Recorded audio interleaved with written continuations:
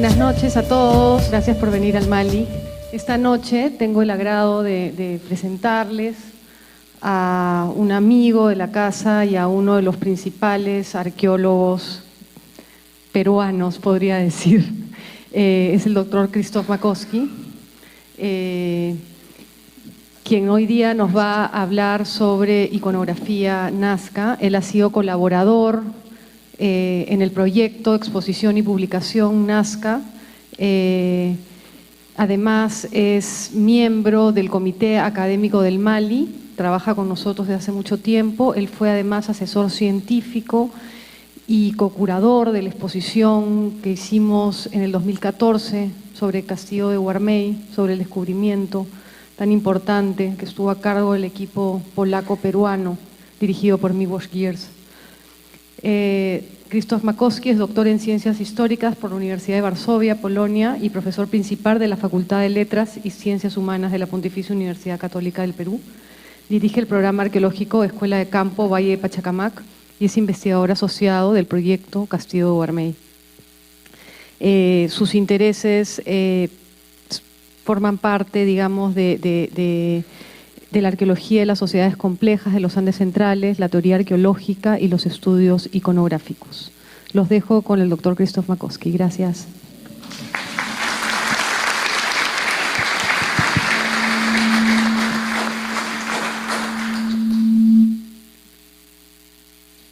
Buenas noches, gracias Cecil por esta presentación tan linda y tan cariñosa de buena amiga. Y tengo que decirles que estoy en deuda con ustedes. No solo me han mejorado el día, sino el año, por haber venido en circunstancias tan difíciles en cuanto al contexto nacional y esta Lima cada vez más difícil para atravesar. El hecho de que están aquí conmigo y que tienen interés por Nazca es algo, creo que pondrá contentos a todos los arqueólogos, haciéndonos sentir que no trabajamos en la Torre de Marfil, sino trabajamos para ustedes. Hoy quiero compartir con ustedes un tema que presenté hace meses en una reunión cerrada que organizó Cecil Pardo justamente, como parte de preparación de esta exposición. Tomé esta decisión a propósito. Obviamente voy a tratar de expresarse en un lenguaje un poco menos profesional y menos críptico que con mis colegas, pero tomé esta decisión porque pensé que quizás les interesaría ver un poco de cocina, ¿no? Es decir, cómo se presentan las ideas que después se sirven para un guión. Obviamente mis ideas es solamente una pequeña parte de todo lo que se habló en esta reunión. Yo también aproveché algunos consensos y también me serví de algunas discrepancias. Quisiera empezar con algunas ideas introductorias para que nos pongamos de acuerdo sobre ciertos principios que parten en realidad de investigación y de la empiria. En primera instancia, cuando han visitado la exposición, seguramente muchos de ustedes, quizás todos, se han dado cuenta que los objetos y superficies de telas en los cuales está la iconografía, por lo general no fueron hechos con la intención de comunicación a manera de un libro ilustrado o señal de tránsito. Por ejemplo, los jeroglifos de Nazca no son un señal para dioses ni para extraterrestres. Formaban parte estos objetos del ajuar funerario o servían de parafernalia de culto.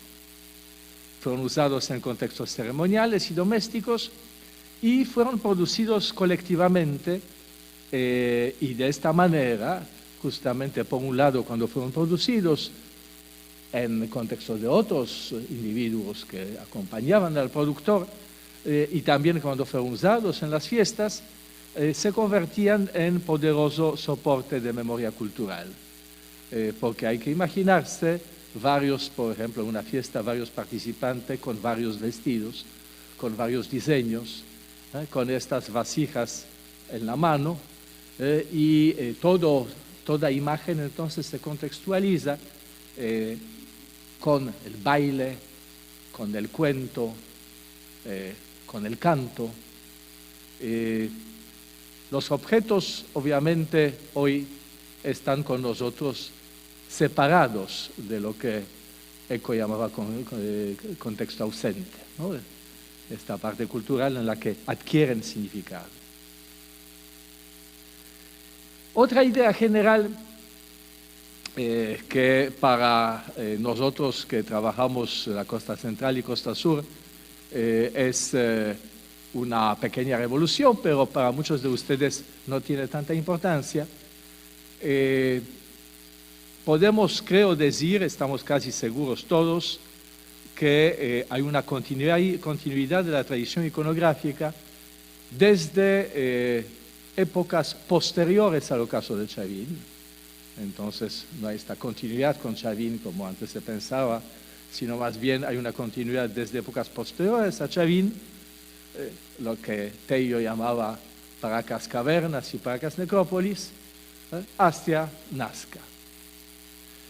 Ahora quizás vale la pena decir que, enfatizar eso que siempre repito, las culturas prehistóricas, con sus nombres, son creación exclusiva de nosotros, arqueólogos.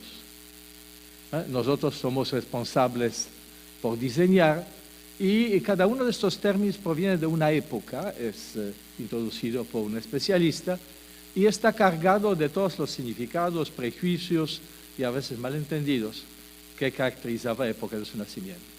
Entonces, cuando pensamos Paracas, y quieren ustedes entender qué cosa es Paracas, tienen que imaginarse que cuando Tello visitó de mano de un vaquero por la primera vez Paracas y después la excavó, Paracas fue el sitio más temprano, el sitio de origen. Y Tello así lo imaginaba, por lo cual hasta ahora se arrastra la idea que Paracas es un término que puede ser aplicado a expresiones materiales de la costa centro-sur en diferentes valles. Y eso sería tema para otra charla. En realidad Paracas, para muchos y para mí también, es un sitio de frontera. Es un sitio de frontera entre dos áreas culturales, área que se extiende hacia el norte y que desde tiempos del año Inquihualas lleva el nombre de Topará, se define por la cerámica, la misma que está con los fardos de donde provienen textiles expuestos, una cerámica monócroma, y por otro lado el área hacia el sur, al sur de Valle de Pisco, es el área de cultura nazca. La Topará y previo Ocucaje. Topará, Ocucaje y Nazca se traslapan. Y Paracas Cavernas es el lugar de encuentro. En otra reunión y también en esta exposición y en el catálogo, Ann Peters explicaba cómo en materiales de Paracas aparecen gradualmente objetos en estilo Nazca.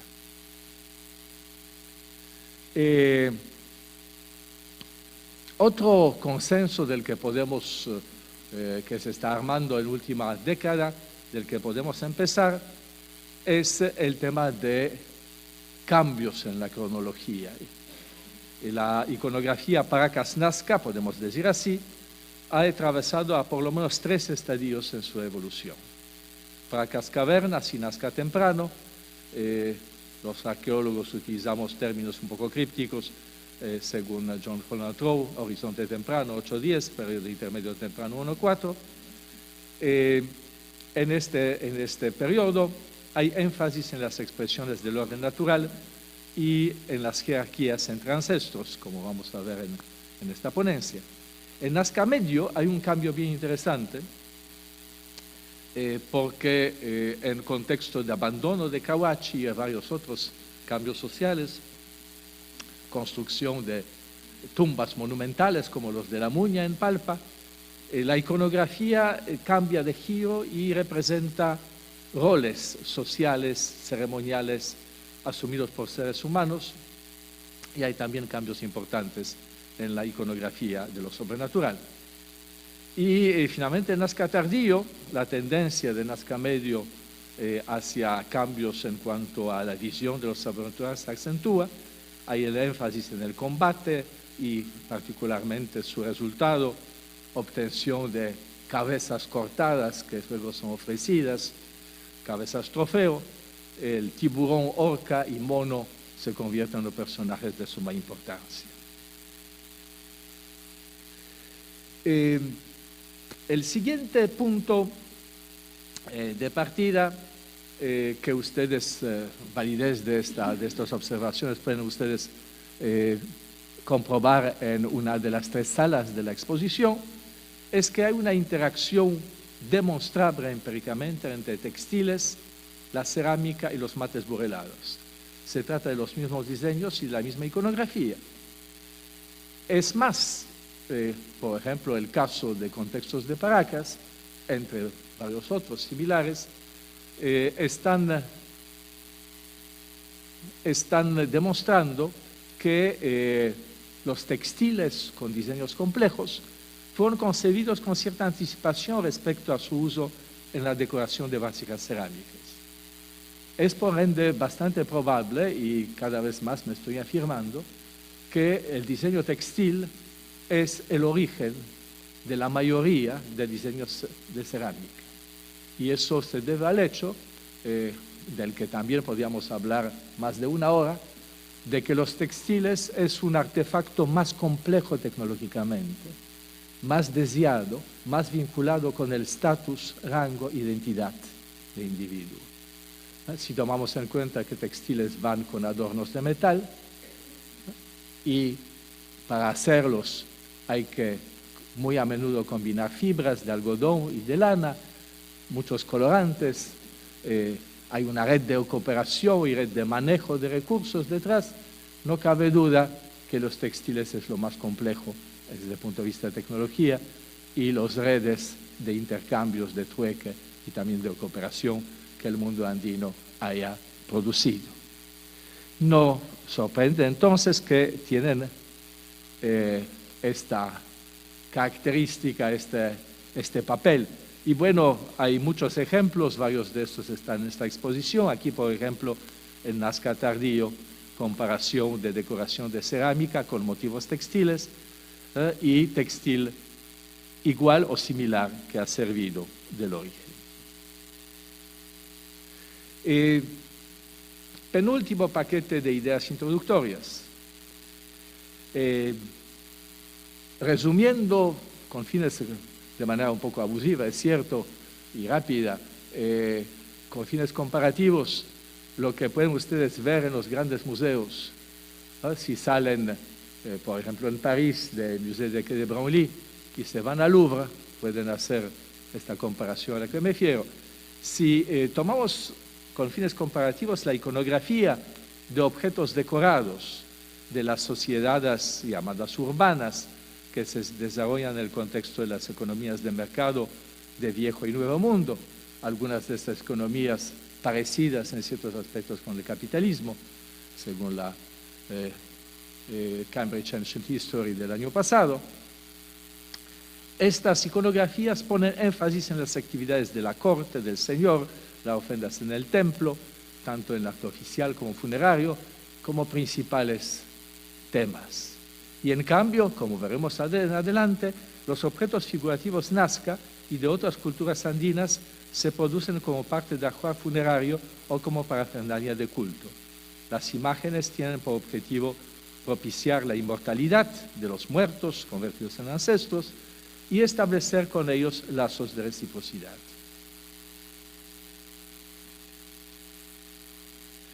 Y últimas ideas introductorias que vamos a desarrollar como primera parte de esta ponencia. La iconografía Paracas Nazca no se rige por las reglas de composición propias a la estructura temática del arte occidental. Por esta misma razón, las clasificaciones tipológico-formales no ayudan a decodificarla, a entenderla o a decir qué cosa finalmente representa. Yo creo que arqueología peruana, arqueología andina, necesita de objetos figurativos para resolver temas que se propone resolver. Organización social, organización política, identidades, creencias. La única fuente de primera mano que tenemos es la imagen.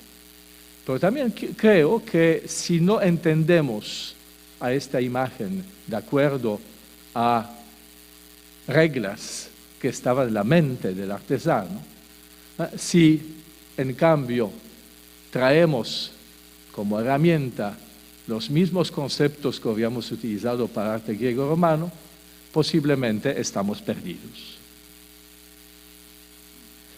¿Y a qué me refiero en concreto? Eminentes colegas míos como Donald Prull o Patrick Carmichael están utilizando como método clasificación tipológica que está basada sobre la idea propuesta y difundida por otro eminente colega, especialista en moche, doctor Christoph Van Donan. La idea, en breve, de nuevo es un tema que podríamos analizar durante toda la conferencia, la idea es que todas las expresiones artísticas de la antigüedad y también de modernidad preindustrial se caracterizan por composición temática. ¿Qué es la composición temática? Bueno, basta que salgamos de aquí y vayamos a la exposición del Museo de Arte para darnos cuenta que, por ejemplo, tenemos la Última Cena, Crucifixión, Pietà, etc. Entonces, las imágenes representan episodios, episodios que a su vez se refieren a un momento crucial de una narración. Bueno, mis colegas creen que eso es universal y yo creo que eso es bastante particular, que esta clase de estructura aparece en contextos de sociedades que conocen algún tipo de libro ilustrado o están en buen camino a tenerlo. Hablo tanto de papiros egipcios que generan sus temas, como obviamente Ilíada y Odisea de Homero, los mitos convertidos en piezas dramáticas y su transposición al arte romano, etc. Bueno, eso es una opinión. Hay otra opinión en literatura que comparto, a pesar que no soy estructuralista. La introdujeron colegas justamente que representan en antropología la metodología estructural, Jürgen Golte y Tom Zoidema, que nos dejó desgraciadamente hace poco. Ellos introducen la idea que las imágenes Nazca, no necesariamente todas las imágenes prehispánicos, se construyen de manera muy diferente de lo que podría imaginarse un pintor barroco o un escultor renacentista de relieves. Se construyen, como lo vamos a ver a continuación, se construyen ensamblando elementos significativos que son sacados a manera de metonimia de diferentes realidades y puestos juntos para crear nuevos significados. Metonimia es una cara en realidad de metáfora, depende de cómo la miramos, por eso el nombre. El argumento principal es empírico. Si ustedes recorren esta exposición, se darán cuenta que la unidad más recurrente de representación no es un episodio temático, ¿no?, que se ubica en un paisaje y donde hay una actuación, sino más bien tampoco tenemos dos o más protagonistas actuando en un escenario. Si eso ocurre con el Nazca 5 es una excepción a una regla. Y sin eso es difícil hablar de enfoque temático. Yo agregaría también otro argumento. Las culturas que analizamos son culturas ágrafas. No hay libro ilustrado. Entonces la creación se basa en narración oral y esta tiene diferentes reglas de transmitir la realidad a textil o superficie de cerámica, de la que tenemos en el caso de antigüedad griego-romana o arte occidental precapitalista. Y bueno, para muestra un botón, escogí 3 imágenes. Los de la derecha obviamente son Nazca, parecidos se encontrarán aquí en la exposición, y el de la izquierda es una pintura pompeyana, Bosco Trecase, de tercer estilo pompeyano, son tiempos de César Augusto. Entonces, algo por casualidad, son exactamente contemporáneos esas 2 imágenes. Ambas fueron, estos textiles fueron hechos probablemente en el siglo I después de Cristo, y la pintura fue pintada también en el siglo I después de Cristo. La diferencia es geográfica, ¿no? Que estamos, por un lado, al pie del Vesubio, y por otro lado estamos en Paracas. Creo que sin conocer de historia del arte, sin conocer de nada, hay una gran diferencia entre ambas imágenes. La pintura de Bosco Trecase representa el episodio en el que Perseo salva a Andrómeda, el dragón que viene a despedazarla. Andrómeda está colgada, ¿no?, de una roca al borde del mar. Todo eso está representado junto con el paisaje, ¿no? Y sentimos la tensión dramática, ¿no?, del episodio. Los personajes tienen poses adoptados. Es lo que diríamos pintura realista, ¿no? Pero por otro lado, si vamos hacia imágenes Nazca, que no son menos complejas, sino son complejas de otra manera, creo que no entendíamos ni Michi, nada, ¿no? Yo a veces intento que mis estudiantes lo describan y también no pueden describir, tampoco pueden describir. Y el efecto, cuando empezamos a describir, parece que es alguna narrativa con mucha ayahuasca, ¿no es cierto?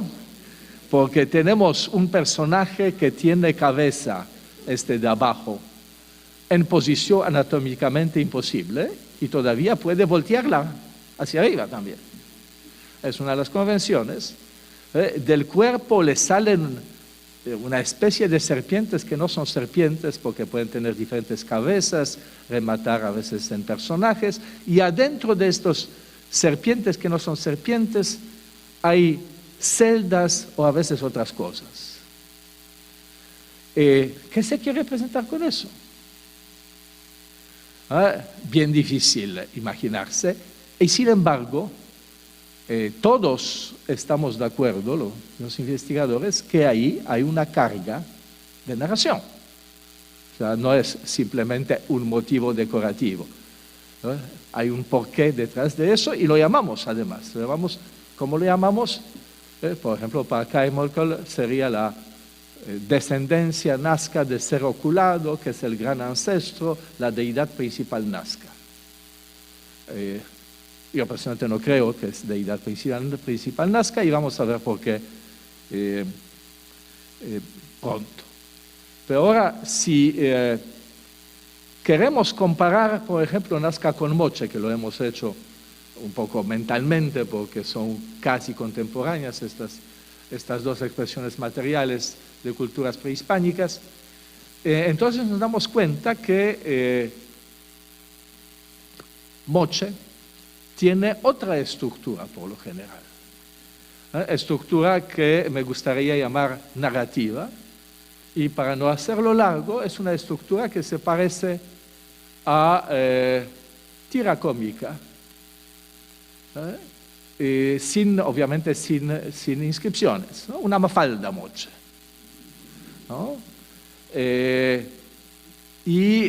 Podemos descriptivamente, sin mayores problemas, ver que hay personajes y grupos en acción, y que estos mismos personajes y grupos en acción que están pintados podemos encontrar en piezas escultóricas por separado, y podemos encontrar a veces las cabezas de estos personajes escultóricos separados, y tenemos también particularmente en moche muy tardío, representaciones en espiral, donde hay toda la mafalda, ¿no?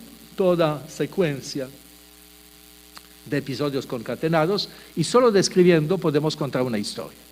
Pero no nos hemos reunido para hablar de moche, es solamente para darnos cuenta que hay diferentes convenciones para organizar elementos de escenario, si los hay, personajes, acciones, gestos, y no hay solo una matriz llamada temática.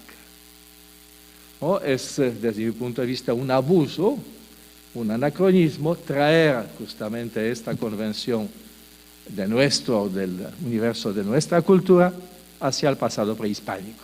Por ejemplo, arriba, un poco difícil para ustedes porque es una pintura de San José de Moro, de una pieza de San José de Moro muy, muy compleja, que narra primero una batalla donde los objetos animados toman prisioneros humanos y después podemos descriptivamente ver cómo los ponen en 3 botes de totora y los llevan a islas donde aparentemente están sacrificados, y en estas islas las deidades toman su sangre. En mis trabajos, junto con otros colegas, hemos tratado, mediante una descripción analítica, semiótica, comprometida con el contexto, hemos tratado descriptivamente reconocer estas narrativas que están detrás, con buenos resultados, a pesar que nunca nos pondremos de acuerdo en detalles. Las lecturas son parecidas, ¿no? Entonces, espero que me crean que muchas de las piezas moche tienen estructura narrativa, mientras que Nazca, como este abajo, la cosa es todavía más compleja porque hay una cabeza, de esta cabeza sale de nuevo este apéndice, en apéndices pueden haber renacuajos, en otro momento hay ranas casi formadas y finalmente ranas completas, pero eso no es todo. ¿Qué hacen aquí vencejos?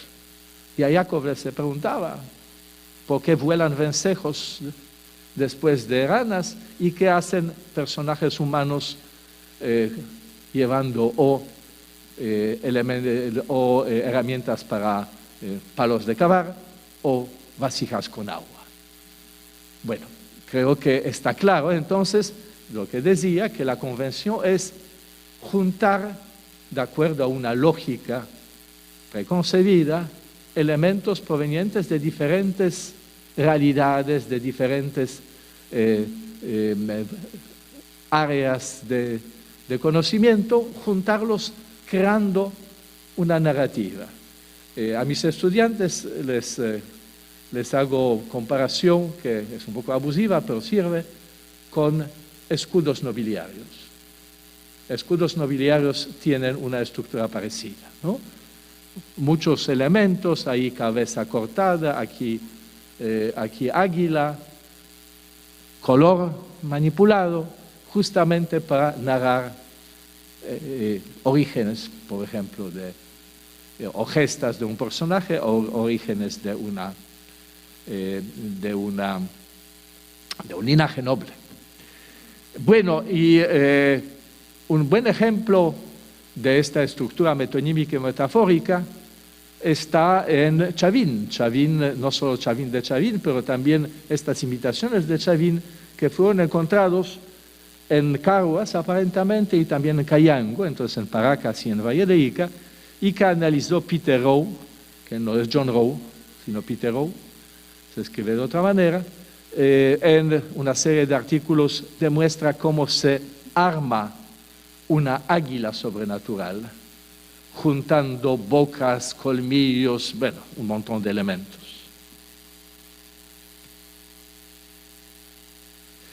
Bueno, si nos concentramos ahora, después de estos aspectos introductorios a la iconografía misma, vamos a ver en imágenes que les voy a proyectar después, el repertorio, bueno, quizás no completo, pero en intención casi completo, de lo que los tejedores los metalurgistas y los ceramistas Paracas y Nazca supieron representar y creyeron necesario representar. Entonces, de hecho, representan seres humanos. Seres humanos son aquellos seres que pueden tener tocados especiales, pero no tienen ningún elemento sobrenatural que nos permite decir que no son humanos a secas. Entonces ahí, por atributos, tenemos hombres guerreros con armas, pocos, no tan frecuentes, pero los hay, oficiantes, quizás sacerdotes, quizás chamanes, ahí hay todo un debate, con o sin máscara, con o sin disfraz. Hay misteriosos cosechadores que parecen salidos de una fiesta de cumpleaños, como van a ver, porque tienen unos gorritos así, y plantas en la mano. Están los pescadores, todo eso pueden ustedes otro día, obviamente, volver a ver en la exposición. Hay mujeres, sí los hay, no muchas, pero hay desnudas y vestidas, sin niños.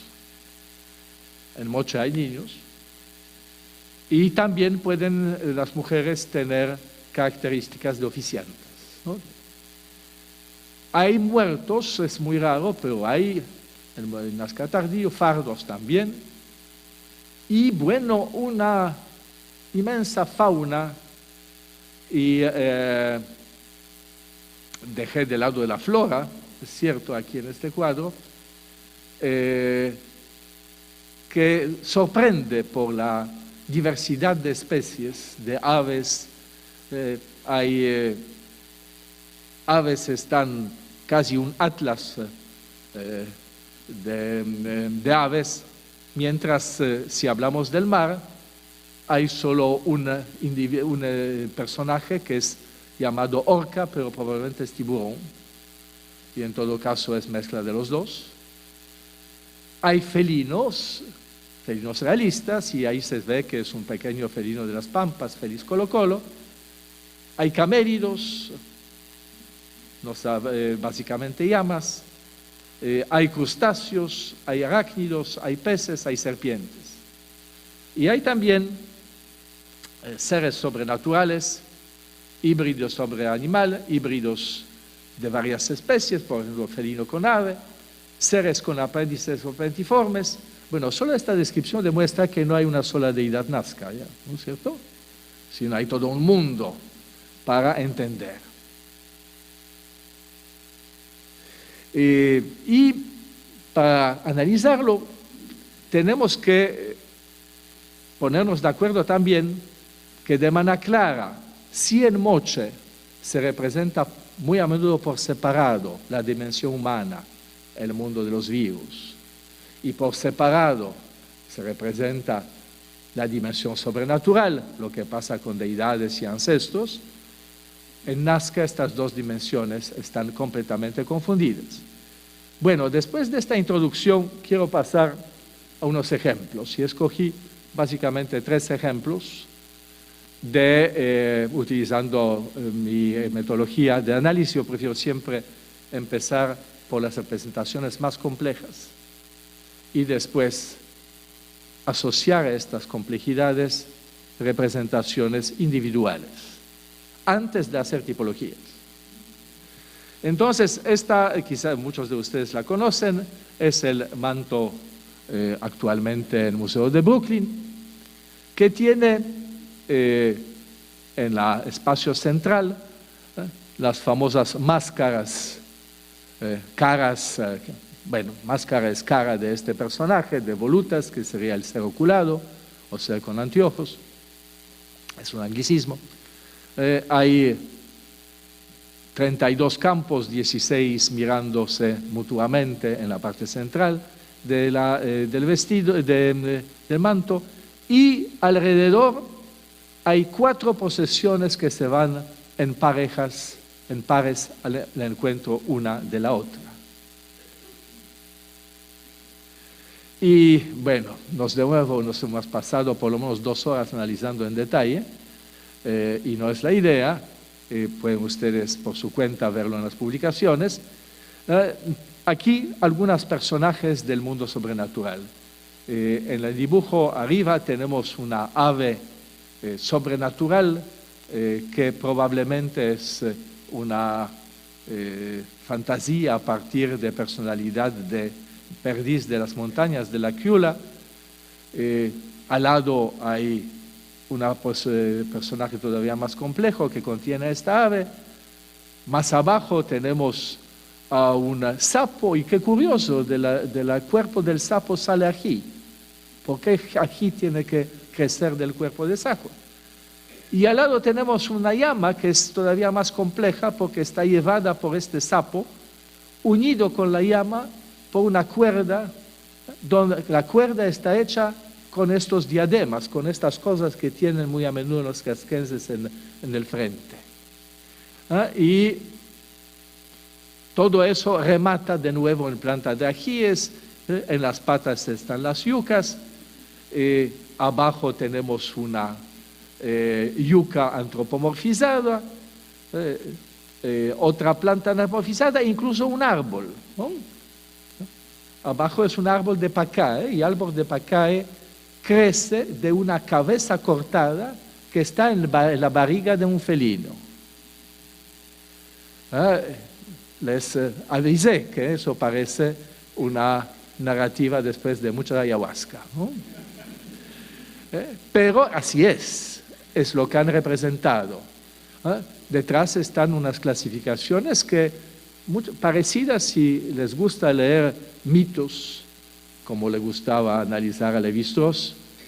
Comparativamente, si les gusta leer mitos amazónicos no es lo mismo, por supuesto, pero se darán cuenta que estas ideas, estas asociaciones que a nosotros nos parecen completamente fuera de sentido, sí tienen sentido.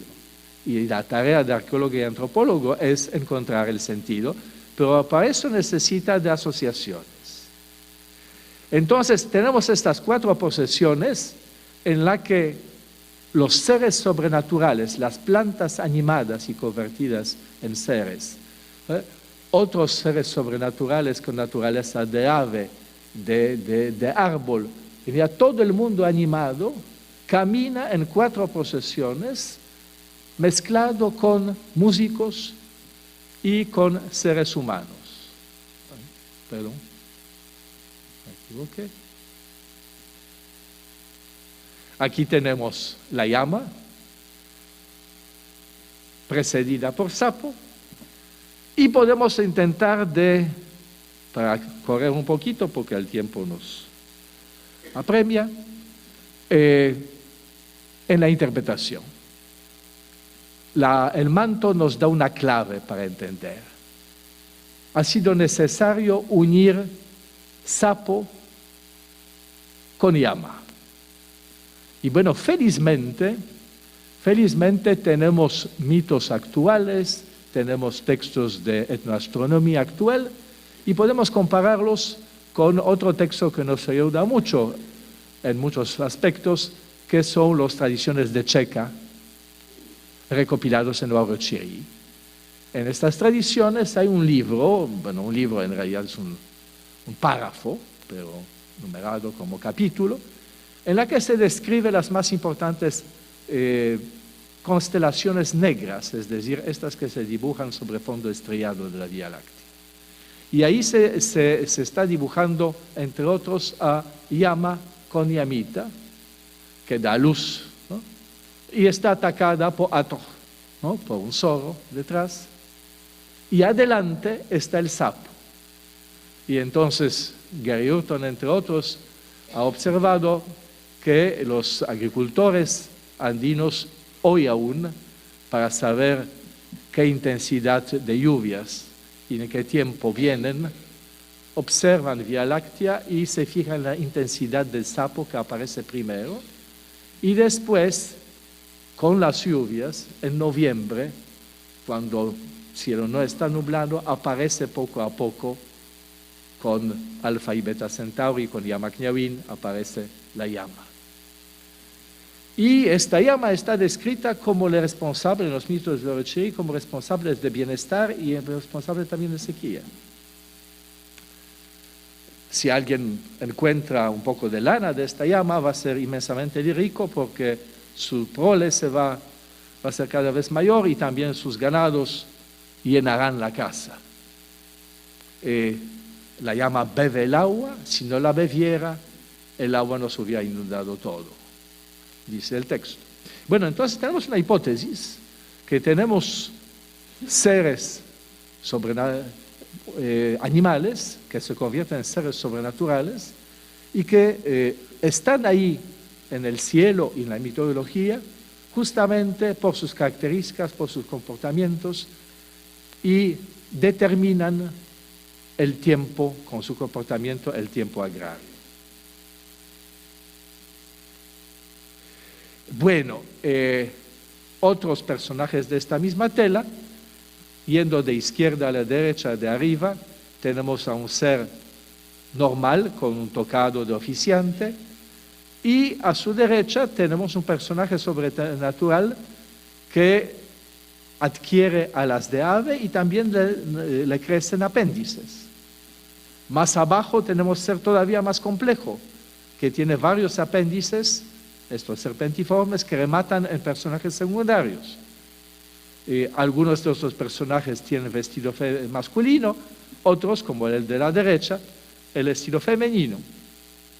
Y abajo uno de los personajes, quizás ancestros, de mayor rango, tentativamente, porque tiene 5 apéndices y además parece tomar presos, quizás para sacrificarlo, a 2 individuos humanos, uno a mano izquierda, otro a mano derecha.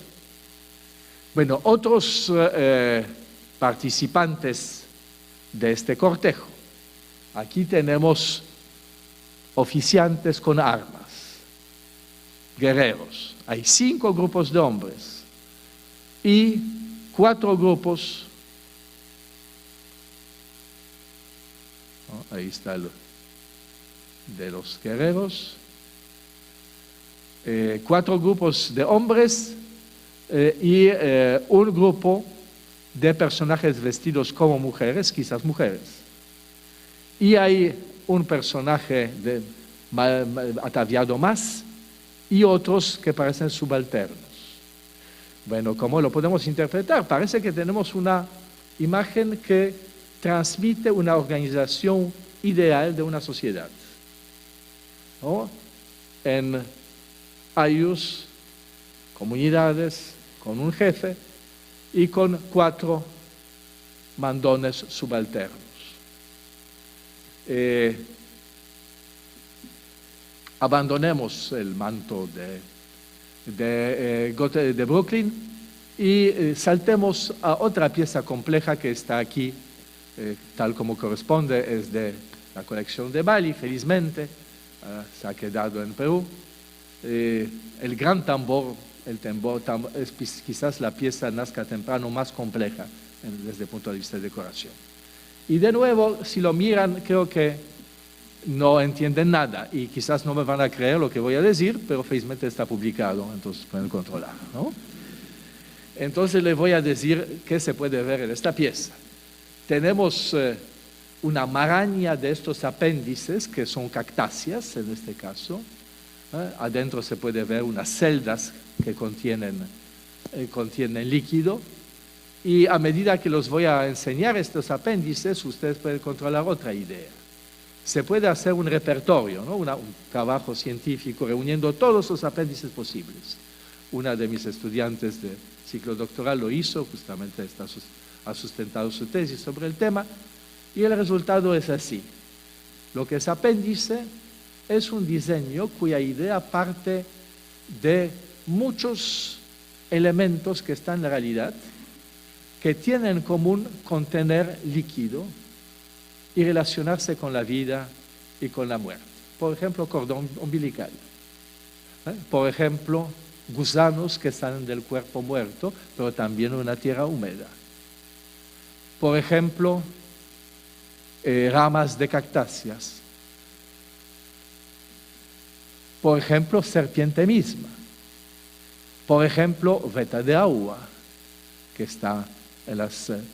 Todo eso está unido e inspira a estos pintores para dejarnos este acertijo. iconográfico. ¿A qué nación puede corresponder un tal conjunto de imágenes que llamamos apéndices? Bueno, quizás, por el campo semántico que evoca, a una noción que tendría algo que ver, por ejemplo, con el Kamak en Quechua. Es decir, la tierra fértil del que están brotando las plantas. Me falta la palabra, los que cultivan las plantillas de su jardín saben a qué me refiero, ¿no? Que ponemos las semillas primero en almácigo. Entonces, Cheminsky traduce Kamak y Taylor también como almácigo. Es también la capacidad de dar vida. Es lo que diferencia deidad del ser humano y lo que diferencia también al gobernante justo, legítimo de los demás. El gobernante está semidios o Dios, ¿no? Está deificado, ancestralizado después de la muerte. Bueno, entonces estos apéndices hacen el paisaje. Entre estos apéndices está extendida una red que divide el campo, tal si lo extendemos en dibujo, en dos mitades. En la mitad izquierda vamos a ver, por los tipos de ojos y la estilización, los arqueólogos especializados pueden a veces identificar la especie que probablemente dio origen a este motivo. Entonces, en la parte de arriba tenemos, gracias a lagrimales, distinguible halcón antropomorfo. Debajo hay lo que llamaban los colegas de Estados Unidos horrible bird, ave pavorosa, pero es un picaflor con plumas como si fuesen dardos. Y más abajo está un ave que tiene plumas que vuelan alrededor de su cara, y los que van al borde del mar quizás se acuerdan de lindas aves grises que se llaman zarcillos, la rosterna inca en la sistemática. Entonces, posiblemente esas son las tres especies que dieron origen a estos tres personajes, mientras que la derecha, Donald Poole, arriba diría que hay una orca fantástica del que quedan aletas en forma de cabezas cortadas, con la cara de felino, pero todos tienen caras de felino, ¿no? Todos los 5 personajes. Y abajo hay felino, o sea, no tiene ningún otro elemento que hubiera cambiado su identidad. Lo más interesante ocurre en la parte de arriba, en el centro, donde hay, no sé si lo ven, una cabeza trofeo con soga colgada. Hay un personaje que parece volar cabeza abajo, que lo llaman chamán, también se piensa que es quizás el muerto que va más allá. Y está un personaje también colgado así como si en el gimnasio haciendo ejercicio, un personaje con toda la columna vertebral y vértebras expuestos. Es un personaje muerto.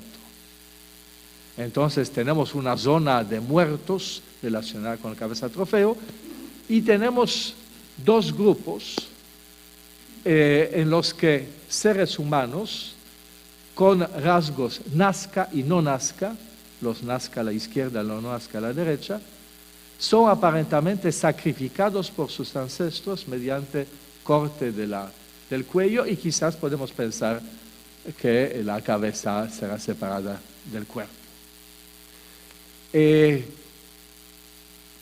Bueno, de nuevo tenemos una posible clasificación de grupos sociales, un poco como estas que en la antropología de primera mitad del siglo XX se llamaba religiones totémicas, ¿no? Una clasificación que asigna a grupos humanos parentesco con algún tipo de animal.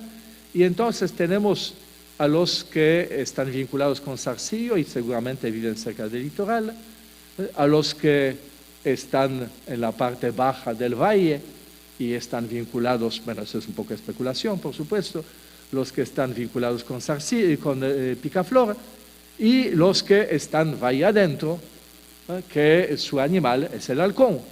Y también los vecinos de afuera, de los cuales unos están vinculados con la temible tiburón o orca, y otros que no menos feroz, feliz colocolo de las pampas. Tenemos entonces una imagen de los nuestros y de los vecinos en un episodio crucial en las que supuestamente no son estos vecinos, son los ancestros que toman nuestra vida y toman nuestra sangre por el bien del resto de la comunidad. Bueno, pueden ver ustedes que este tipo de diseño, que el llamado apéndice, es un personaje en sí, ¿no es cierto? Puede ser representado por separado, y que juega también papel en decoración textil.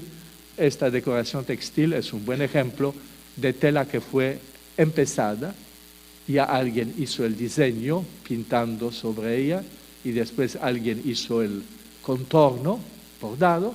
Lo que falta ahora son muchas mujeres y quizás también hombres, algunas diestras, otros no tanto, para rellenar con campos de color lo que está representado. Y personajes lo interesante de nuestras telas y de nuestro tambor, que reúne personajes que normalmente están representados separados. Y cuando el diseño es aislado, estamos en situación de este especialista en alfabetos extintos, que se encuentra en representaciones de sílabas o letras por separado. No haga nada con eso, pero si encuentra un pedazo de texto donde estos elementos están combinados, podemos, tomando en cuenta la asociación y las características de esta asociación, decir muchas más cosas, como los que hemos dicho hace un momento. Aquí, por ejemplo, tenemos la escena justamente en la que un ancestro con brazos de cactácea está tomando la sangre de un personaje. Y tenemos también aquí una miniatura de un adorno, esta vez de oro, que llevaban, como ustedes han visto, los oficiantes, estos participantes de ritos.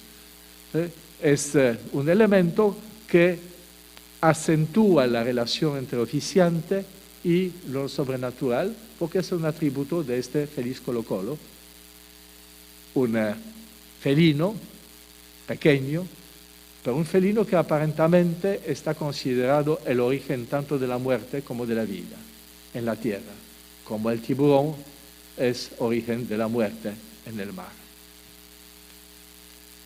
¿No? Aquí podemos ver de nuevo nuestro personaje, uno de los personajes que están junto en esta escena, esta vez por separado, volando el halcón, volando con una cabeza cortada, variante de este mismo personaje, pero esta vez no halcón, de este mismo tipo de personajes, pero esta vez no halcón, sino posiblemente la rosterna. Felino,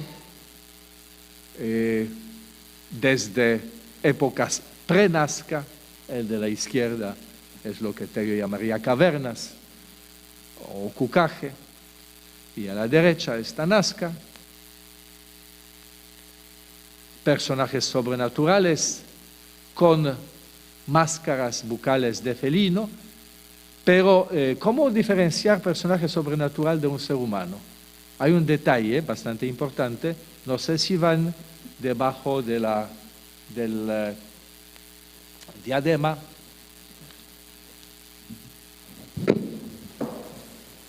Debajo del diadema, orejitas. Detalle crucial. Sin estas orejitas no sabemos quién es. Si es un ser humano disfrazado o es un ser sobrenatural. Y eso sí, tenemos diademas, pero no tenemos orejitas postizas.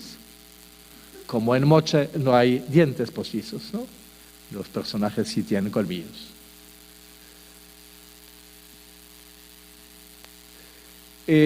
Aquí tenemos contraparte, de acuerdo con el Teillo, contraparte, otra fuerza poderosa que da vida y la muerte, que es el depredador marino, de manera casi naturalista y también antropomorfizada.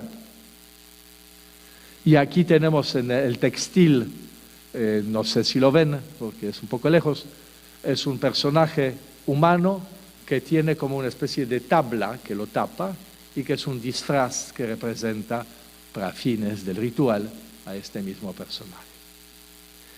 Y bueno, lo tenemos también a nuestro personaje, como muchos otros, en los geóglifos, en las líneas llamadas líneas de Nazca, que están en Palpa y también en Ica y en otros valles. No quiero desarrollar este tema porque es otro temario, pero simplemente les dejaré con una observación que es indudablemente cierta, que la misma razón que hacía a los representantes de las sociedades Paracas y Nazca hacer estos textiles y cerámicos, de los cuales la mayoría nunca será vista porque terminarán adentro de la tumba, la misma razón guiaba a los que hacían diseños en el flujo legamoso migajoso, como dicen los geólogos, la superficie de Huayco, que hace posible hacer este tipo de diseños. Estos diseños no tenían que ser vistos para que ser religiosamente y mágicamente eficientes. Basta que fueron hechos. Eso nos enseña el contexto Nazca. Bueno, aquí también en textiles el personaje tiburón orca. Y bueno, cabezas cortadas que a veces son cabezas cortadas caras, a veces son cabezas trofeo. Aquí tenemos, por ejemplo, un personaje que tiene pintura facial en forma de lagrimales que reproduce a este tiburón. Es uno de varios argumentos para pensar que hay toda una clasificación, ¿no es cierto?, de linajes de grupos humanos de acuerdo a relación muy especial con uno de los componentes del universo natural. Y bueno, todo el repertorio de personajes humanos entre pescadores, guerrero, aquí a la derecha, y aquí en versión tardía de difícil lectura, una pareja, hombre y mujer, debajo de algún elemento arquitectónico. En la parte lateral hay que creerle a Prull y a Rourke, que es un tiburón tan destilizado que ya no se lo puede reconocer, lleno de sangre. Es una interpretación haciendo toda una secuencia de transformación de lo realista a lo convencional. Y bueno, aquí tenemos a los guerreros con máscaras y con canastitas para poner cabezas cortadas, Paracas, pero de la época justamente de transición hacia Nazca temprano, y aquí de Nazca medio tardío, representaciones de guerreros en otra convención, ya mucho más realista, casi episódica, esta vez con camélidos que los acompañan. Quizás no es exactamente un combate, sino una marcha de acercamiento. Otra de las piezas que están aquí en la exposición, pueden verla, cabeza trofeo, distinguible por su cordón que atraviesa un orificio en la frente y foramen magnum atrás, y representación de estas cabezas en una vasija Nazca tardío. Bueno, esos son hombres, ¿no?, y sus pasatiempos. Siempre hemos querido al prójimo, ¿no es cierto? Entonces, pero para defender un poquito a a nuestros ancestros Nazca, tenemos que tomar en cuenta que ellos representan que el cabeza trofeo es algo sumamente poderoso y necesario para que la orden natural y la orden social se ha mantenido, porque lo representan de nuevo como almacigo, como alimento de los dioses, de los ancestros, del elemento del que pueden crecer plantas comestibles y árboles. La vida requiere de la muerte, porque finalmente nadie muere. De eso vamos a hablar un poco después, al final. Bueno, aquí tenemos mujeres que tienen en sus partes pudientes, en el pubis, pintada la cara del tiburón o orca sangriento. Y la otra parte del animal está en la parte trasera de la figurina. Hay una relación, como vemos, bastante estrecha entre felinos y los hombres y tiburones y las mujeres. Aquí están las mujeres vestidas y también una desnuda, en muy rara relación, muy raro caso de la relación sexual. Y aquí tenemos un fardo de Nazca tardío y músicos en una probable representación de pompa fúnebre, como las que quizás tuvieron lugar en los recintos de la Muña, en Palpa. Abajo tienen ustedes la pirámide y noten que la pirámide tiene cimientos. Para que esta pirámide sea eficiente como edificio religioso, hay que darles ofrendas de cabezas trofeo, cabezas cortadas. Bueno, entonces les presenté a los Nazca como ellos mismos se presentan, ¿no? Es obviamente una imagen idealizada, no tenemos ahí representaciones de gobernantes ni de hechos históricos, pero tenemos una imagen, elementos para reconstruir la imagen de organización de una sociedad de hace tantos siglos. Pero en realidad lo que más se representa no son seres humanos, sino animales, animales realistas y animales sobrenaturales. En textiles, entonces tenemos por ejemplo aquí tanto pelícanos como Inca Tern, la Rosterna Inca, Zarcillo, arriba.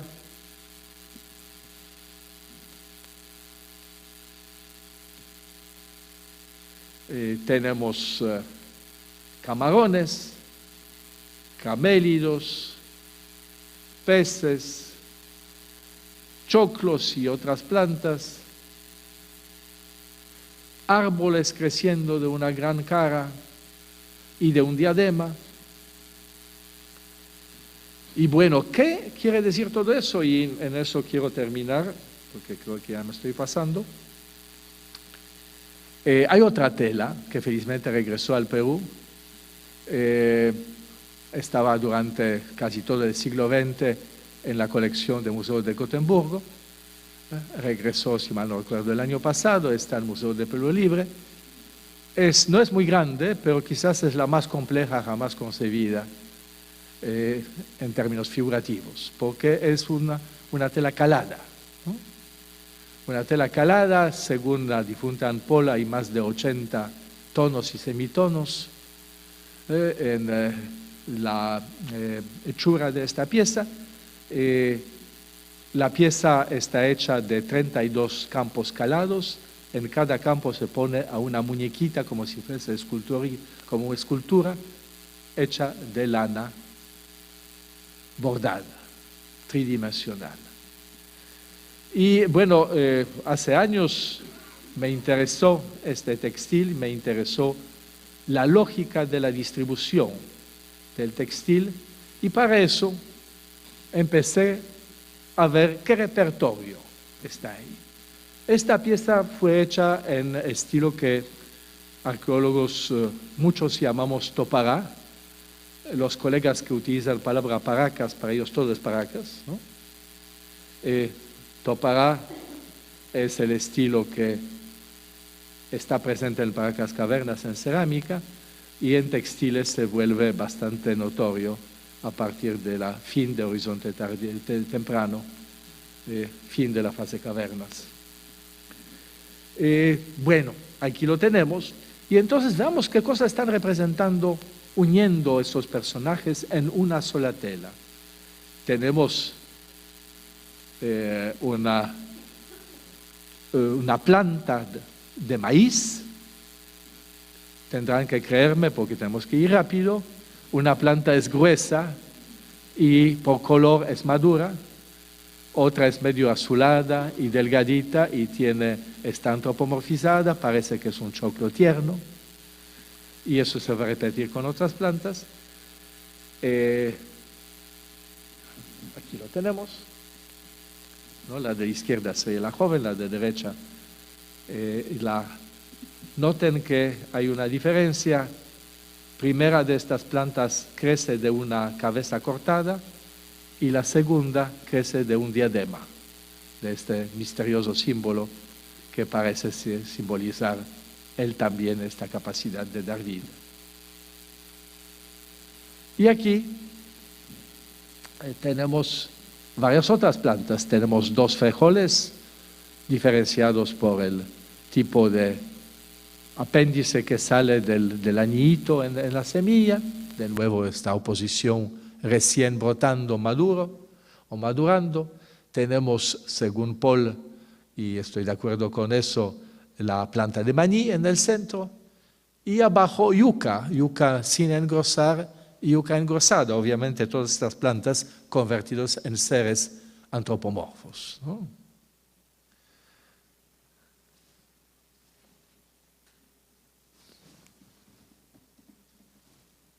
Aquí estamos con los frijoles, el maní,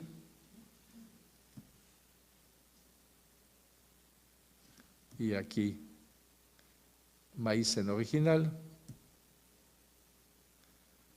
esto mismo en original.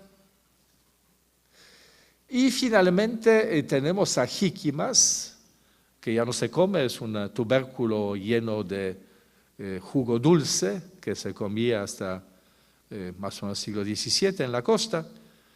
Actualmente se cultiva todavía en la ceja de selva y yo lo buscaba desesperado y felizmente tenía hijos chicos y en eso miro Chavo del Ocho y Chavo del Ocho está vendiendo jíquima. Entonces era mi primer acercamiento y después Instituto de la Papa encontré felizmente toda la documentación sobre este tubérculo cuyo consumo ya se ha perdido. En la parte central del dibujo ven ustedes un troje, es decir, un palo de maíz cortado con todas las plantas y todos los implementos utilizados por diferentes personajes de los cuales todavía no hemos hablado. Y ahí viene otro grupo. Entonces tenemos plantas en diferentes etapas de crecimiento. Tenemos aves. Y aves están siempre en dos variantes. Cuando un ave está naturalista, como en este caso el halcón, a la izquierda lo vemos naturalista, y está en sobrevuelo, está en la tierra, se puede ver de cerca. Pero cuando se lo representa en vuelo arriba, se convierte en un ser sobrenatural porque le aparece poncho. Y eso lo hacen con todos los animales. Entonces ahí tenemos el halcón. Podemos compararlo con uno de los falcónidas, falco peregrinos, que está en nuestras tierras. Aquí más halcones y también cóndor en la parte central. Y la parte de abajo es probablemente, me ayudaron ornitólogos, Kiula, una gran perdiz que está en mitologías indígenas de hoy y que está también representada, está en la Vía Láctea como una de las constelaciones. Bueno, aquí podemos comparar con cóndor, cóndor en vuelo, y cuando está en vuelo tiene poncho.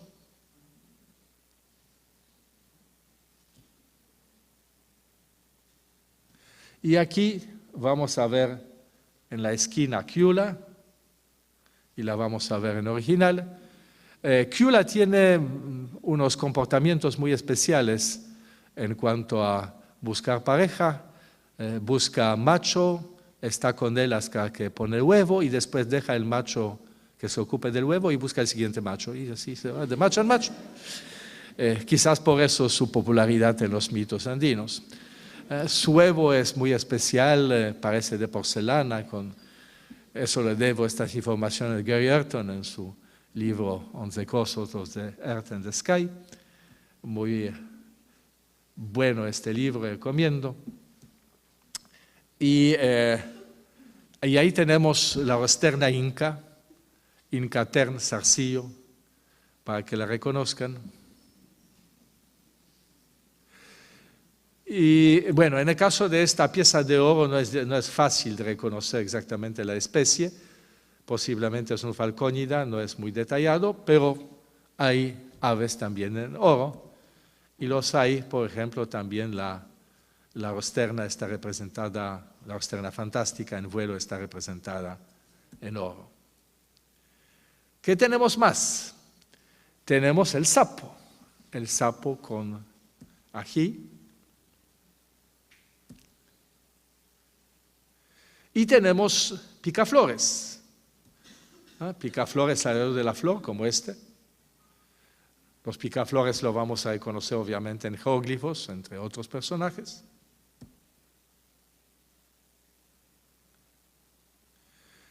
Y podemos hacer un resumen de todo eso, ¿no? Tenemos varios personajes que están en el repertorio iconográfico Nazca, porque tenemos plantas, tenemos animales, aves, crustáceos y tenemos seres humanos. Y estos grupos están repetidos en el borde. Hay un humano volador con su diadema, hay un cóndor, hay un halcón, hay un felino, y también hay halcón y cóndor, pero en transformación a un ser humano, le crecen pies de la espalda. Bueno, y los humanos pueden tener atributos como estos aquí: cuchillo para cortar las cabezas, abanico, onda. Y ahora, cuando miramos la distribución de los personajes en el borde, resulta que hay 97 figuras dispuestas con un código bastante preciso, donde se alternan los humanos con diadema azul, con diadema dorado, con diadema rojo, el cóndor realista o fantástico, el halcón realista o fantástico y felino.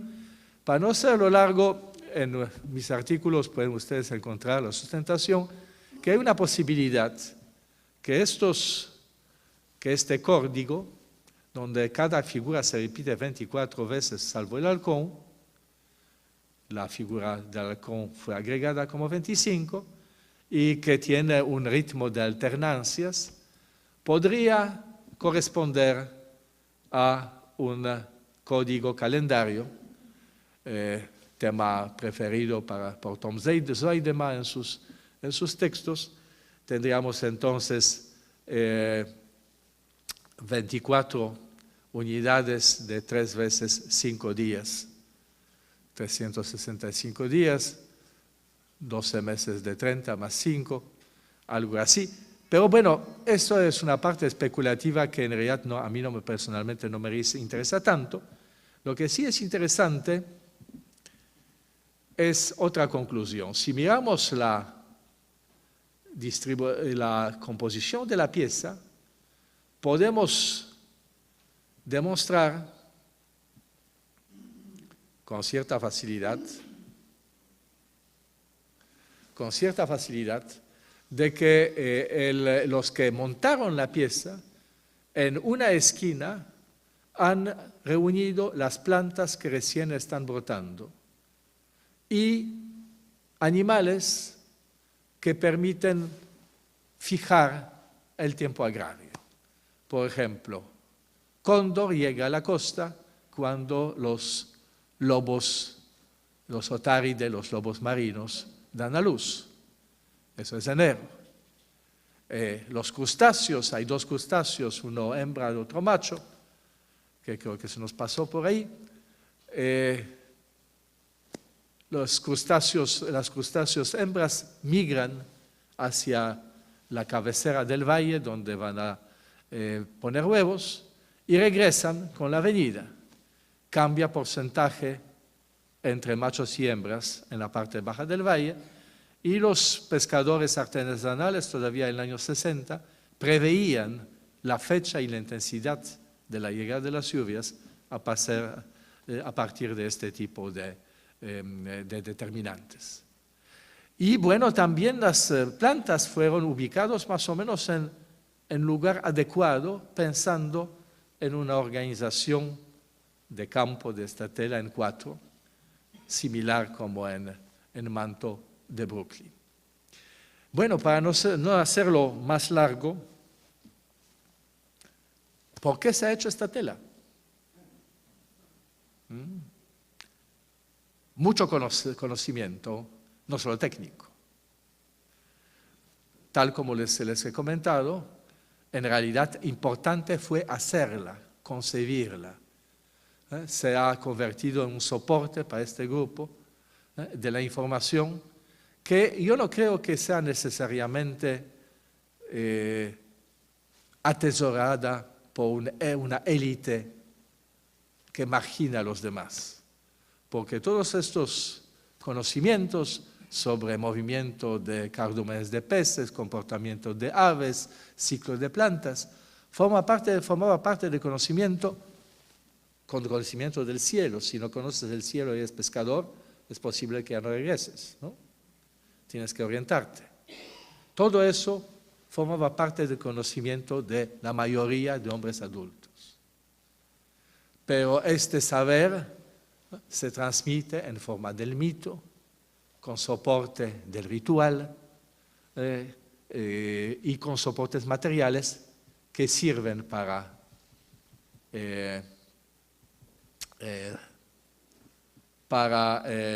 realizar estos rituales. Bueno, conclusiones. No hay en la iconografía nazca representaciones de gobernantes, ni tampoco se ve con claridad individuos con características y actuaciones de sacerdotes, subordinados o no a los guerreros de élite. En la iconografía nazca brillan también por su ausencia temas característicos para los habitantes y gobernantes de ciudades de Estado de Viejo y Nuevo Mundo, por ejemplo, mayas. Por lo contrario, los contenidos relacionados con la propiciación de la fertilidad y el condicionamiento de la vida por la muerte, cabeza trofeo, que es todo un ciclo temático, son característicos para las sociedades agrarias con urbanismo incipiente, centros ceremoniales. No se vislumbra en la iconografía un panteón jerárquico, ni tampoco la figura de un solo dios principal que sea animador como el conde Rostvorsky, por ende las líneas de Nazca tampoco fueron hechas para venerarlo, ni tampoco uno que alimenta la idea de Goethe, que hay dos dioses, uno que es animador, otro que nutre. La producción de imágenes y de los objetos que consideramos suntuarios y analizamos siempre para buscar estos élites que oprimen al campesinado nazquense, en realidad no estuvo destinada para aumentar la distancia económica entre élites y el pueblo. La razón de hacerlos es otra. Se ha demostrado empíricamente que los pobladores de pequeñas aldeas, los que trabajaban en minas de matita, tuvieron acceso a la cerámica decorada en contradicción con el concepto que usamos, cerámica de élite. La cerámica de élite está hasta los que están sacando en el socavón, está en el contexto doméstico más pobre. Los textiles, los mates burelados y pintados, los objetos sirvieron en cambio como parte del ajuar funerario para propiciar la inmortalidad de ancestros y legitimar, es cierto, la posición social de sus descendientes. Es cierto, es una sociedad estratificada, jerarquizada, pero no es una sociedad de clases, no es una sociedad en la que la cabeza se distancia en un castillo de los demás y bajo protección de armas.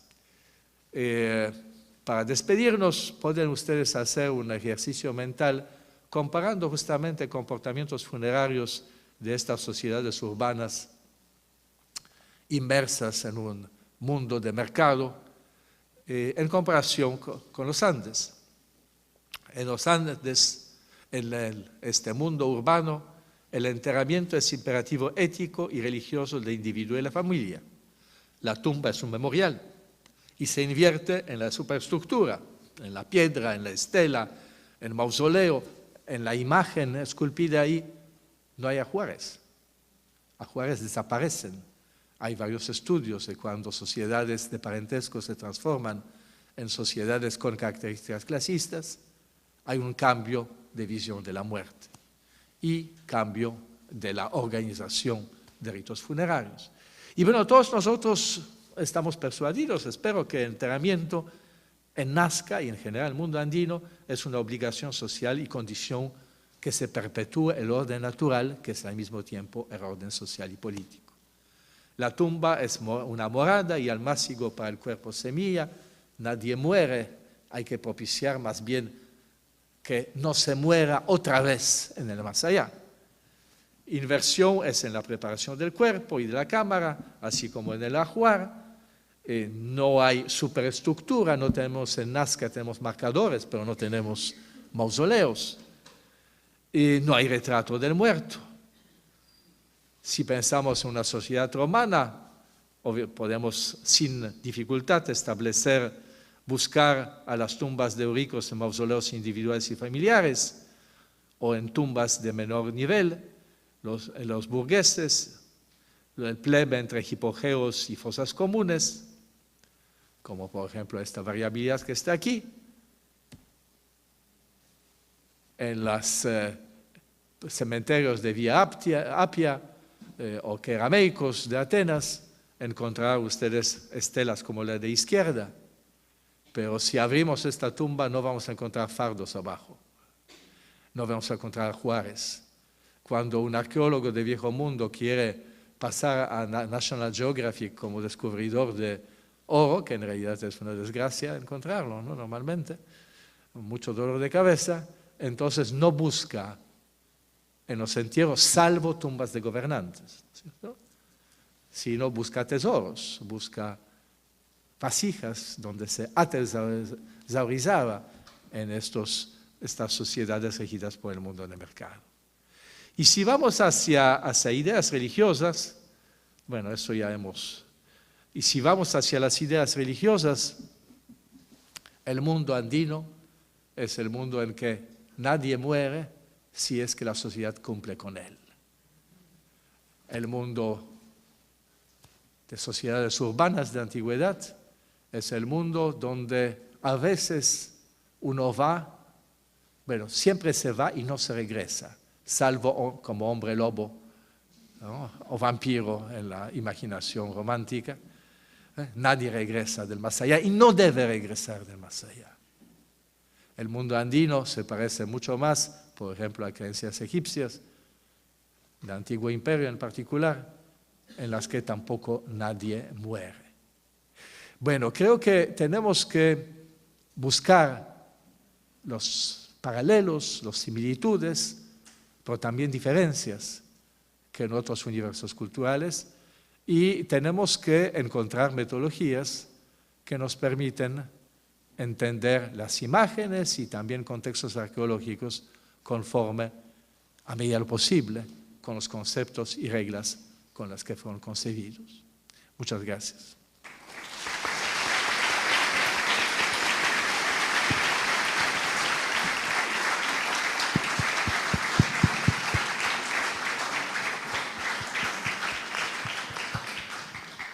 Gracias, doctor. Tenemos tiempo para algunas preguntas. Si alguien quiere hacer alguna. Muchas gracias por esta decodificación de los enigmáticos imágenes. Tengo solamente una pequeña pregunta acerca del sentido de lectura. Cuando interpretamos especialmente las imágenes narrativas, Moche, ¿hay un sentido de lectura como izquierda-derecha o arriba-abajo?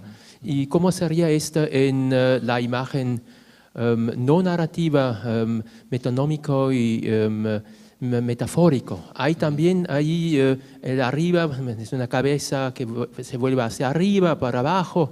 ¿A izquierda tiene una significación este sentido de lectura? Muy buena pregunta. Me interesé en eso y bueno, no siempre se puede ver este aspecto, pero justamente tanto en Manto de Brooklyn como en de Gotemburgo está bastante claro cómo lo hacen.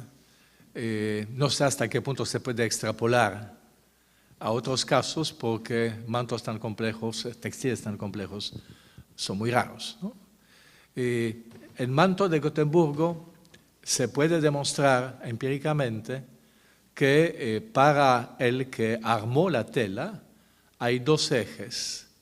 Un eje arriba-abajo y otro eje izquierda-derecha. A ver si puedo. Entonces, el eje aquí horizontal es el eje que define arriba-abajo.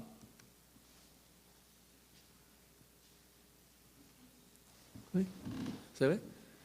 El eje vertical es el eje que define izquierda-derecha. Es decir, el eje vertical es la superficie sobre la que caminan los seres.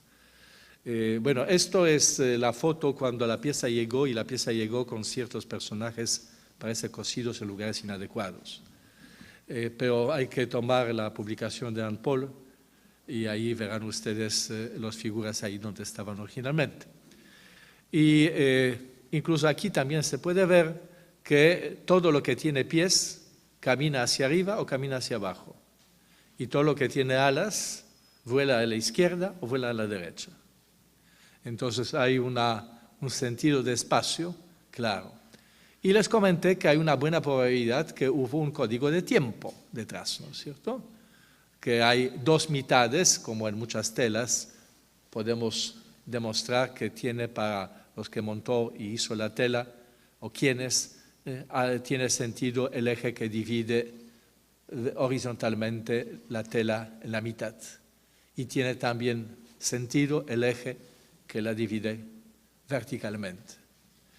Es entonces como muchos de los investigadores de textiles, particularmente los que trabajan sobre textiles actuales en Bolivia o en Chile, como Cereceda, dicen, y aquí también en los Andes, de que para quien teje, la tela es como pacha, ¿no? Es tiempo y espacio a la vez.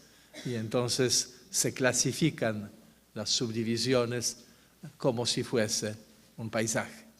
Pero eso es una regla muy diferente de la regla Moche, donde también podemos ver, por ejemplo, en temas de tránsito por el mar, en botes, que de derecha a izquierda los botes van mar adentro. Y siempre izquierda, o casi siempre izquierda a derecha, van hacia la tierra.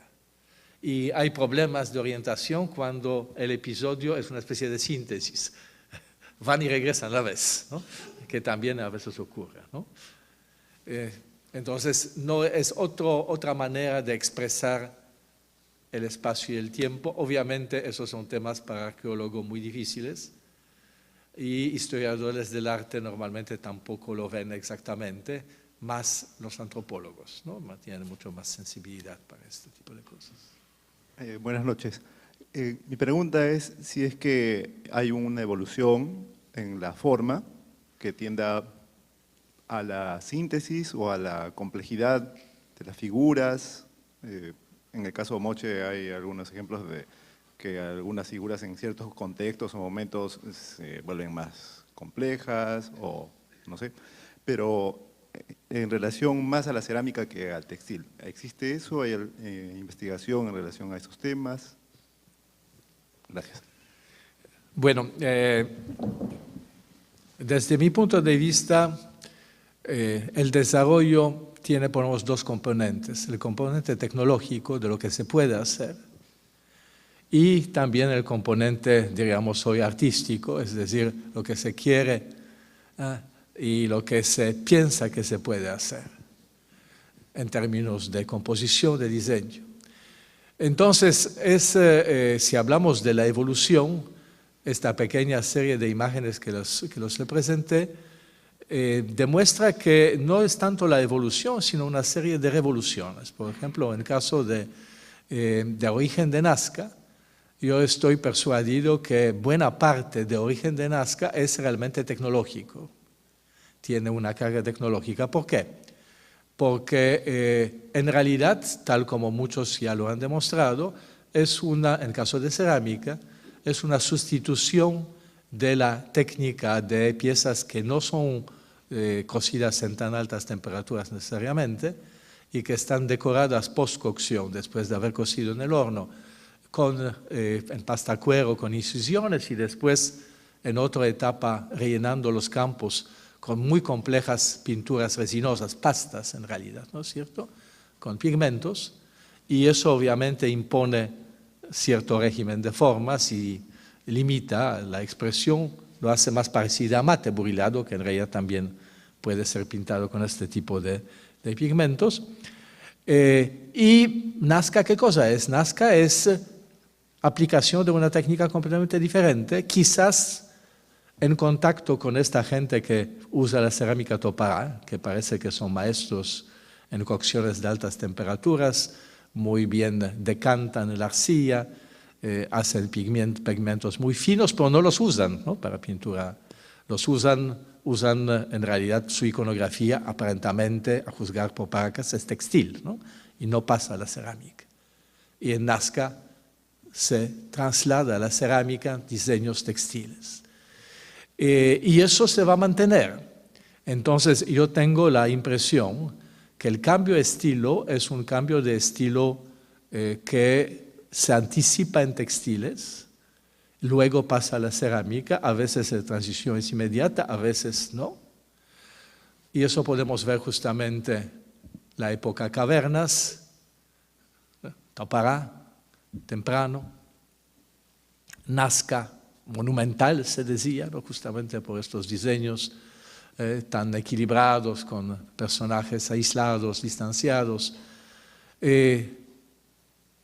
y una transformación justamente después del caso de Kawachi, que es una transformación de muchas cosas, no solo técnica, ¿no? Las formas que antes son estas mismas formas que conocemos del formativo previo, es decir, botellas, azapuente, cuencos, instrumentos musicales, tambores, ¿no?, toda esta parafernalia queda reemplazada con otras formas que parecen tener origen en la vajilla doméstica, ¿no? Hay cada vez más formas domésticas decoradas y cambia también la iconografía y aparece este or vacui, ¿no es cierto?, dentro de Nazca medio, se gesta un nuevo estilo que algunos llaman prolífero.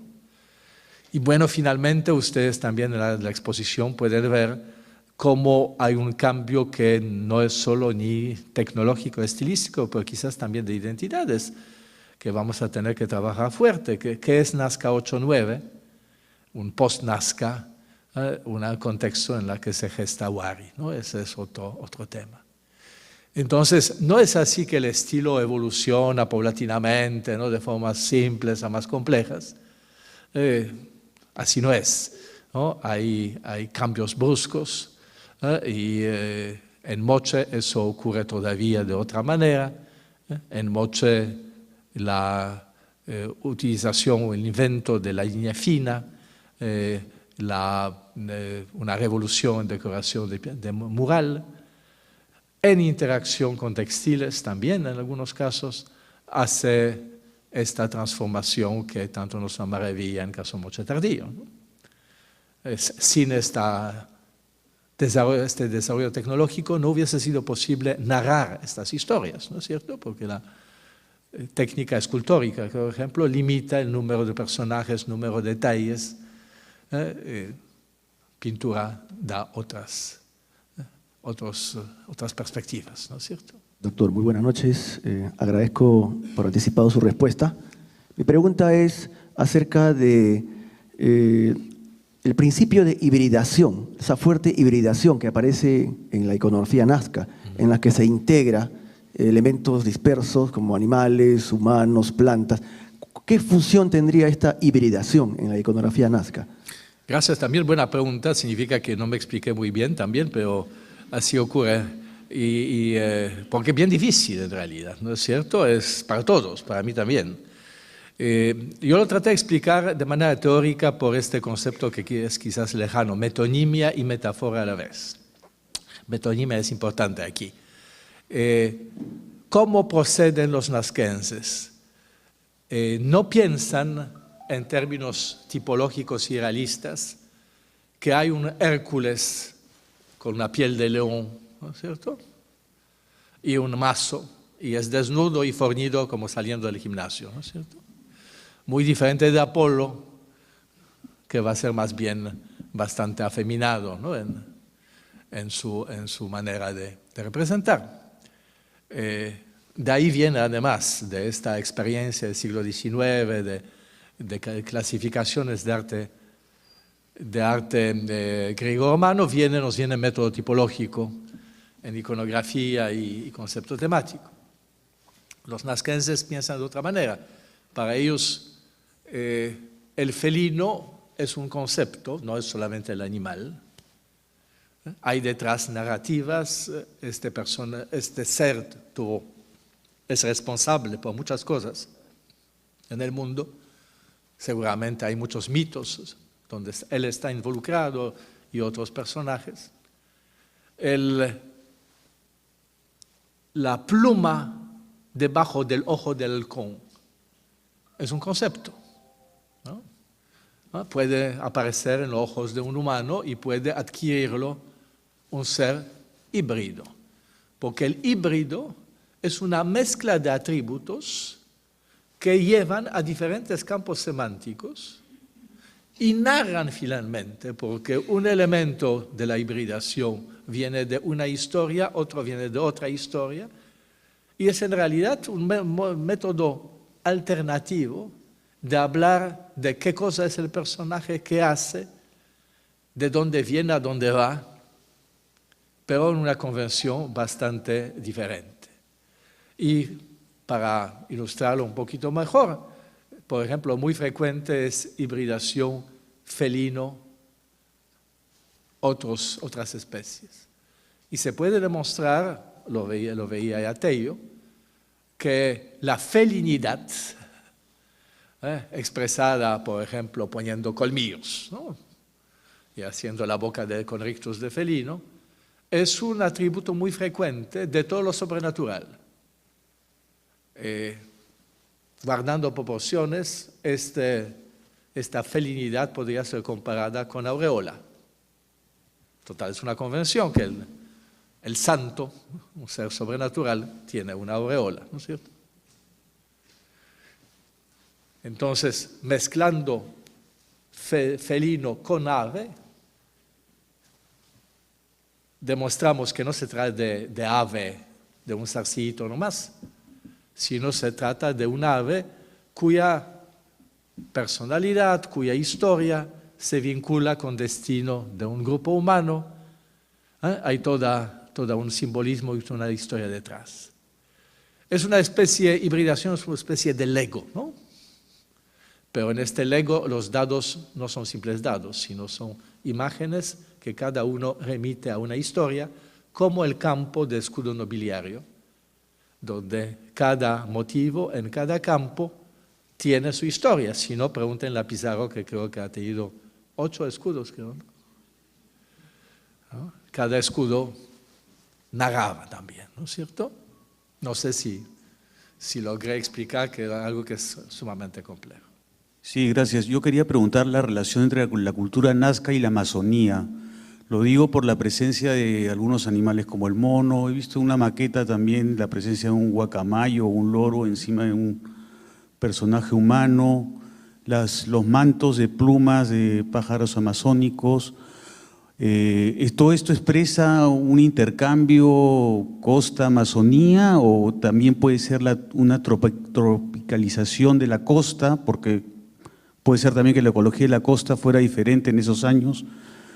En todo caso, el alucinógeno, para hablar sobre el tema porque hay presencia de participación, digamos, del alucinógeno en toda esta creación artística, es más el San Pedro, ¿no? Porque es más San Pedro. Está el cactus, pero no está el ayahuasca representado, al menos, en fin, pero el tema yo hablé de ayahuasca no Amazonía. para que los nazca tomaban ayahuasca, sino simplemente ayahuasca es más conocido que San Pedro. Entonces, para que nos entendamos bien y en sentido de broma. Es cierto, hay más alucinógenos, aparte de San Pedro, y ya en tiempos, ya Tello se daba cuenta, en realidad para él era muy importante este vínculo con Amazonía, por su argumento, que para Cascavernas es la historia de Chavín que civiliza a los pobres pescadores, y de ahí vienen estos guerreros gloriosos que sintetizan en su cultura material experiencias de la selva y de la sierra, y traen una verdadera civilización, y por lo tanto ya no se seputan en cavernas, sino como los atenienses en una necrópolis, ¿no? Incluso los mismos términos reflejan su idea del tema.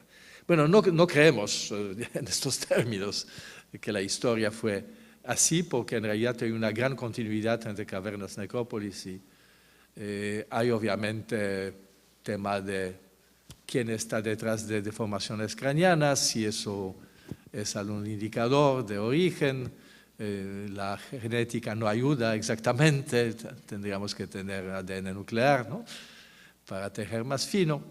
Pero bueno, hay objetivamente, no mucho, particularmente en plumas, importaciones de la selva. Y relaciones con cejas de selva, los conocemos desde precerámico, ¿no? Entonces no es algo tan novedoso. También el Spondylus viaja muy tempranamente, pero no parece ser comercio, parece ser más bien un trueque hormiga, quizás ritualizado, y quizás de esta manera también aparecen los elementos de la selva. Pero hay detrás otro tema, que es un tema un poco prohibido, ¿no?, porque en la arqueología tenemos moda, ¿no es cierto? Y tenemos también los traumas. Uno de estos grandes traumas es la Segunda Guerra Mundial, y un trauma que nos va a venir de nuevo, que es el racismo, ¿no es cierto?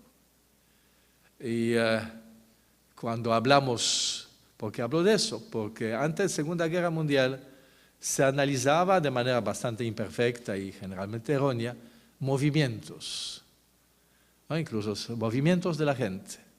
¿Qué tanto se mueve la gente? ¿Qué tanto se desplaza la gente? Y para eso era necesario hacer tipologías que obviamente eran completamente erróneas desde el punto de vista metodológico, porque no hay razas otras que negra, blanca y amarilla. Pero actualmente, con ADN y con rasgos llamados epigenéticos, con un mapeo de tipos individuales, estamos un poco mejor preparados para ver la intensidad de contacto. Y bueno, no tengo una buena respuesta todavía a eso, pero tengo un presentimiento que la gente en los Andes se mueve mucho.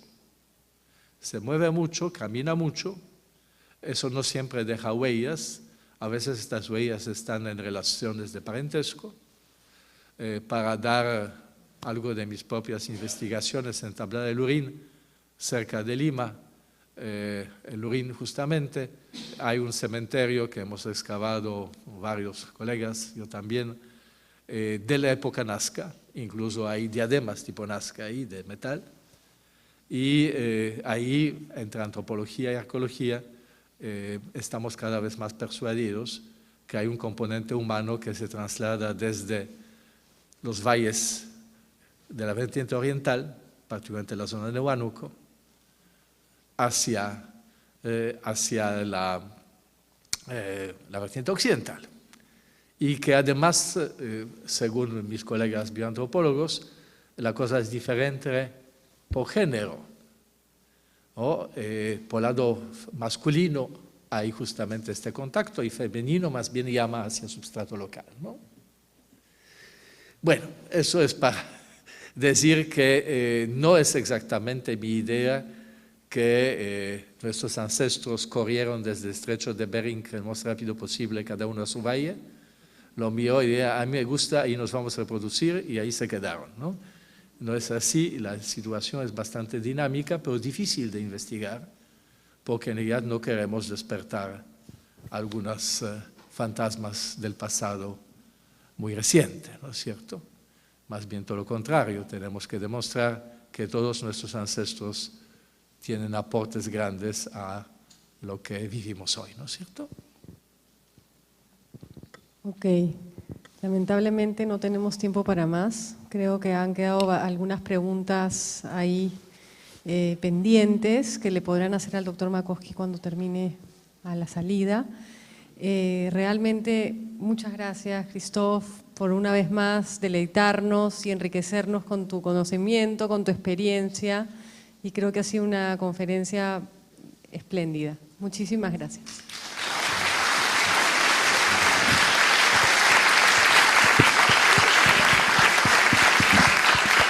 Muchas gracias, Cecilia. Es un gran gusto y bueno, les deseo un feliz retorno a la casa lo más rápido posible. Gracias a todos.